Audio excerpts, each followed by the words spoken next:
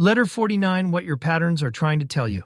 Dear Ada, most people don't realize they have patterns until the patterns have already shaped half their life. They say, why does this keep happening? Why do I keep choosing people like this? Why do I keep ending up in the same argument, the same dynamic, the same emotional landscape? It feels like fate. It feels like bad luck.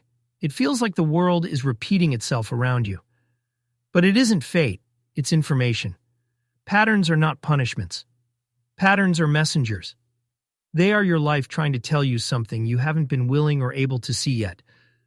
Patterns reveal the stories you unconsciously believe. Maybe you learned early on that your needs were inconvenient, so now you choose people who cannot meet them. Maybe you learned that love must be earned, so you are drawn to relationships where you must prove your worth over and over again. Maybe you learned that conflict is dangerous, so you silence yourself and later erupt in ways that confuse even you. Patterns always protect something: an unmet need, a hidden wound, a fear, a longing, a belief.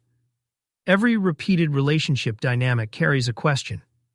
Why do you attract people who cannot give? Why do you stay with people who cannot stay? Why do you give more than you receive? Why do you shrink around certain people? Why do you argue about the same things? Why do you replay versions of the same pain? Not to blame yourself, but to understand yourself. Patterns form because your nervous system recognizes familiarity. Even unhealthy familiarity can feel safer than healthy uncertainty. This is one of the tragedies of human psychology. You gravitate toward what your body remembers, not what your mind wants. But once you see a pattern, you are no longer bound to it. The moment of recognition is the moment of possibility.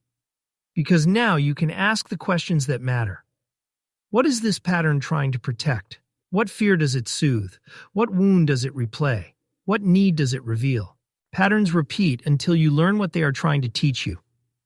Here's the truth most people avoid. You cannot change a pattern by willpower. You change a pattern by healing the reason it exists. If your pattern is rooted in loneliness, you need connection. If it is rooted in fear, you need safety. If it is rooted in insecurity, you need self-possession.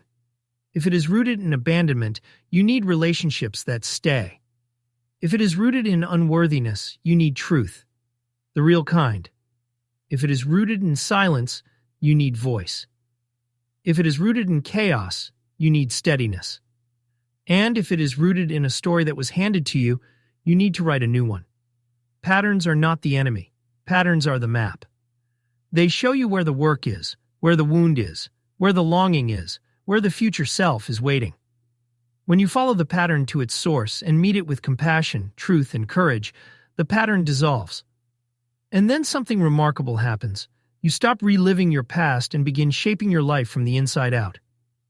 Your choices widen, your relationships deepen, your heart grows clearer, your future expands.